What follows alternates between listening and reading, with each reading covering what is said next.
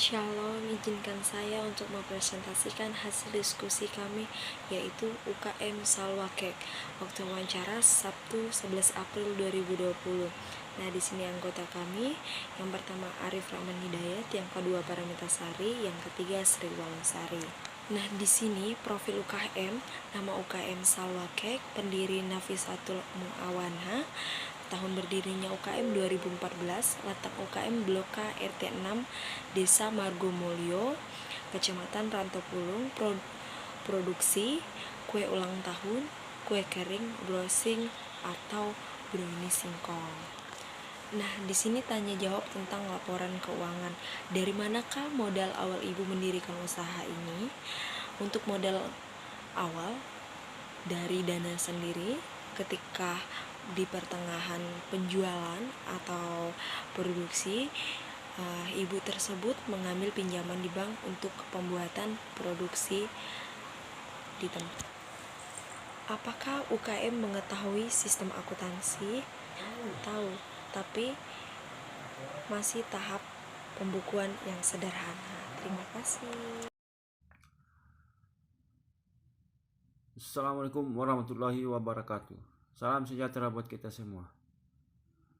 Perkenalkan, nama saya Arif Rahman Hidayat. Jadi di sini saya akan melanjutkan presentasi dari teman kelompok saya sebelumnya, yaitu wawancara dan tanya jawab tentang laporan keuangan. Jadi di sini saya akan mempresentasikan beberapa pertanyaan. Mungkin untuk mempersingkat waktu, langsung aja kita ke pertanyaan selanjutnya, yaitu pertanyaan ketiga.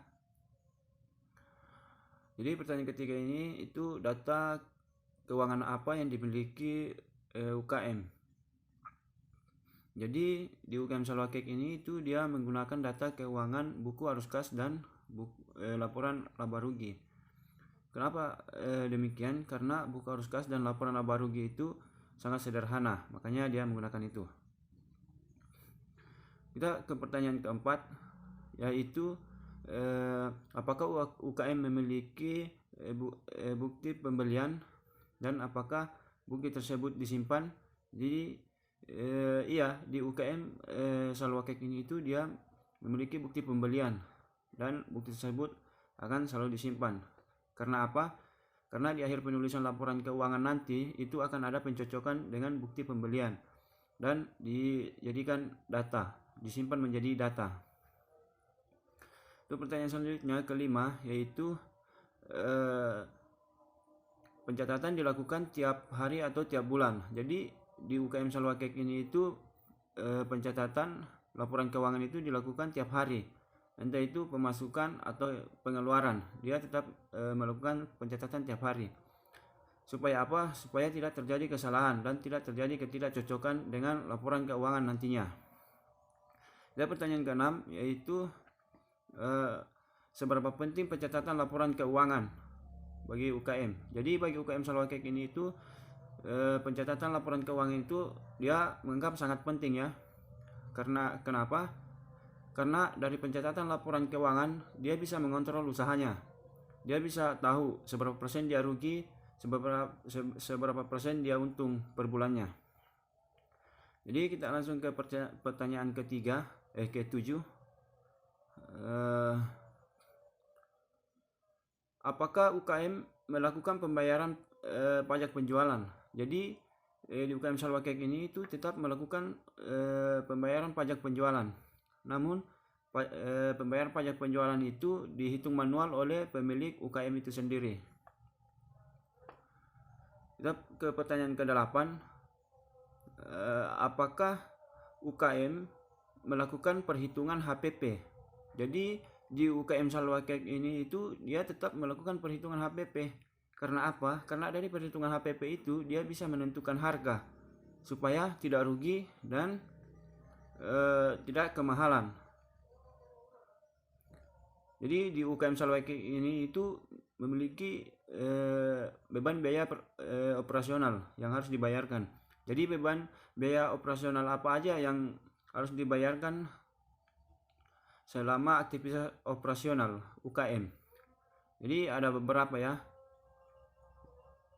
Yang pertama itu pulsa listrik, Yang kedua, pulsa data untuk promosi. Yang ketiga, ada LPG. Yang keempat, ada transportasi.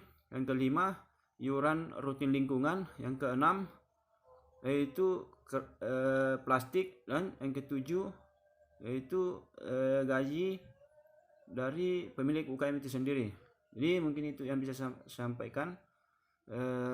Untuk presentasi selanjutnya saya serahkan ke teman kelompok saya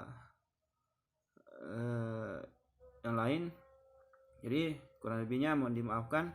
Assalamualaikum warahmatullahi wabarakatuh. Assalamualaikum warahmatullahi wabarakatuh. Saya akan melanjutkan presentasi dari teman saya sebelumnya, yaitu masuk ke pertanyaan ke-9 dan slide ke-7. Pertanyaan ke-9 ini tentang apakah dampak COVID bagi UKM tersebut. Nah, ternyata dampak COVID bagi UKM tersebut sangatlah berdampak, karena memang Salwa Cake ini menjualnya kue ulang tahun, kue pernikahan, dan memang pada saat ini pernikahan ulang tahun itu ditiadakan karena memang tidak boleh untuk berkumpul-kumpul terlebih dahulu. Jadi memang pemasukan yang ada turun drastis. Jadi banyak memang yang karyawan-karyawannya dipulangkan atau dirumahkan karena memang sudah tidak ada pesanan yang masuk. Jikalau ada, memang ada beberapa yang masih tetap berjalan, tapi tidak sebanyak seperti kalau tidak ada COVID tersebut.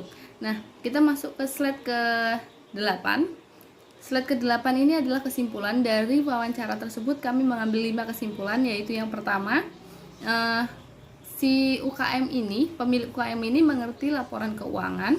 Terus habis itu yang kedua, UKM tersebut memakai laporan arus kas, laporan laba rugi, dan sudah mengerti perhitungan harga pokok penjualan. Jadi 90% dia menjual produknya pasti laba, jadi dia jarang mengalami kerugian kecuali barang expired, kayak seperti coklat bisa dikembalikan jika barangnya sudah expired. Nah, di situ. Nah, yang ketiga yaitu si pemilik UKM ini paham betul bahwa pencatatan laporan keuangan ini sangat penting bagi perusahaan, karena dapat mengecek keadaan perusahaan saat ini.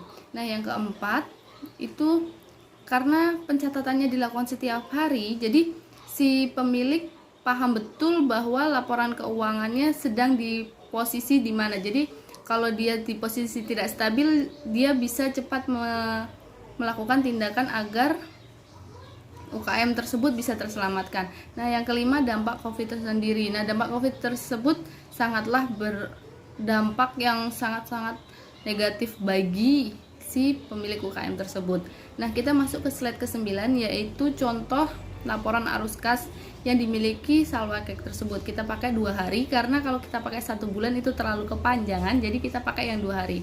Nah, contohnya di situ ada penjualan cake. Jadi penjualan cake di situ dicatat dan disimpan buktinya untuk pencocokan di akhir laporan keuangannya.